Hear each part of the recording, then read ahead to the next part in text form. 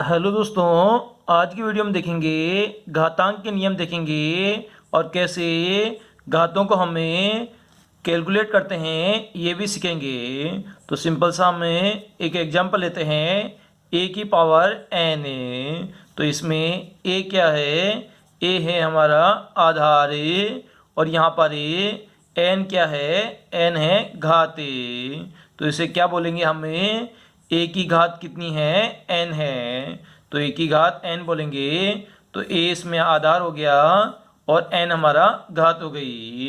ए की घात एन है। तो अब हम घातों के नियम देख लेते हैं। तो पहला नियम होता है हमारा, जैसे ए क्या हो गया? आधार ए, तो इसकी पावर क्या है? इसकी पावर एम है, और इसे मल्टीप्लाई कर दिया ए की पावर एन से। तो घातें जब भी आपस में गुणा होती है और उनका आधार समान होता है, तो घातें क्या हो जाती है? आपस में जुड़ जाती है। तो यहाँ पर ए की पावर क्या हो जाएगी? एम प्लस एन हो जाएगी। इसी प्रकार से सेकंड हम ले सकते हैं, ए की पावर एम भागे ए की पावर एन। अगर आधार सेम है और भाग का चिन्ह है, तो घातें क्या उठ जाती है? घट जाती है। गुणा के चिन्ह में घातें जुड़ जाती है और भाग के चिन्ह में घातें घट जाती है। तो यहाँ से क्या आ जाएगा हमारा? ए की पावर एम माइनस एन आ जाएगा। इसी प्रकार से तीसरा नियम है हमारा, जहाँ पर ए की पावर एम ब्रैकेट एन। तो इसे हम वापस ऐसे लिख सकते हैं, ए की पावर एम एन। मतलब ब्रैकेट के ऊपर कोई भी अगर घातांक लगा हुआ है तो वो घातें आपस में क्या हो जाती है? गुणा हो जाती है। इसी प्रकार से हम देख सकते हैं, चौथा नियम है ए मल्टीप्लाई बाय बी। इसका पावर दे रखा है एन ए, तो इसे हमें अलग अलग भी लिख सकते हैं, ए की पावर एन गुणा बी की पावर एन ए।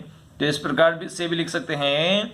और पांचवा एग्जाम्पल है हमारा, अगर आपको ए की जो घातांक है वो माइनस में दी हो, तो माइनस की जो घातांक होती है उसे अगर आप बटावा में ले जाओगे तो वो घातांक पॉजिटिव में हो जाती है।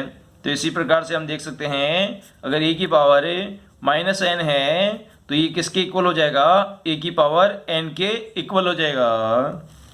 इसी प्रकार से हमें छठा नियम देख सकते हैं, अगर ए बटा बी है, इसकी पावर एन है, तो हम इसे ए की पावर एन और बी की पावर एन अलग अलग लिख सकते हैं। इसी प्रकार से हमें सातवां देख सकते हैं, अगर कोई भी आधार है और उसकी पावर 0 है तो उसका मान कितना होगा? उसका मान 1 के बराबर होगा। ये भी आपको याद रखना है। तो सिंपल सा हमें एक एग्जांपल ले लेते हैं, जिसमें 2 की पावर -2 है और उसकी पावर कितनी है? उसकी पावर 2 है। तो आपको मैंने बताया था, अगर घात माइनस में हो तो उसे हमेशा बटावा में ले जाना चाहिए। जैसे हमने 2 की पावर -2 है तो उसको क्या लिख दिया? 1/2 की पावर 2 लिख दिया। तो यहाँ पर पावर कितनी है? 2 है, तो 2 लगा देंगे, तो 2 का स्क्वायर करेंगे 4 हो जाएगा। फिर वापस से 4 का स्क्वायर करेंगे तो 1/16 हमारा आंसर आ जाएगा। तो इस प्रकार से हम इसे आसानी से सोल्व कर सकते हैं। तो एक और एग्जांपल हम ले लेते हैं, जिसमें 5 की पावर n+3 है, -6 मल्टीप्लाई बाय 5 की पावर n+1 बटावा में 9 गुना 5 की पावर n माइनस 4 गुना 5 की पावर n। तो इसे हम सिंपल सा सोल्व कर सकते हैं। इसमें हमारा 5 की पावर n हो जाएगी, मल्टीप्लाई हो जाएगा 5 की पावर 3, क्योंकि मैंने आपको बताया था जब भी गुणा का चिन्ह होता है तो घातें क्या होती है? आपस में जुड़ जाती है। जैसे ए की पावर m है और ए की पावर n है, तो इसे ए की पावर m+n हम लिख सकते हैं। तो इन्हें अलग अलग करके मैंने लिख दिया है, इसी प्रकार से 6 मल्टीप्लाई बाय 5 मल्टीप्लाई बाय 5 की पावर n हो जाएगा और बटा हुआ में हमारा हो जाएगा 5 की पावर n को हमें कॉमन ले सकते हैं क्योंकि यहाँ पर भी 5 की पावर n है, यहाँ पे भी 5 की पावर n है, तो 9 माइनस 4 हमारा हो जाएगा। ऊपर हम देख सकते हैं 5 की पावर n हमारा कॉमन आ सकता है और 5 का क्यूब करेंगे तो हमारा 125 आएगा। कितना आएगा? 125 आएगा। तो 6 को यहाँ से 5 से गुणा करेंगे तो हमारा यहाँ पे 30 आ जाएगा और नीचे हमारा 5 की पावर n ऑलरेडी कॉमन है और 9 में से हम 4 घटाएंगे तो हमारा 5 आ जाएगा। 5 की पावर n से 5 की पावर n कट जाएगा। उसके बाद में 125 में से हमें 35 घटाएंगे तो हमारा 95 आ जाएगा।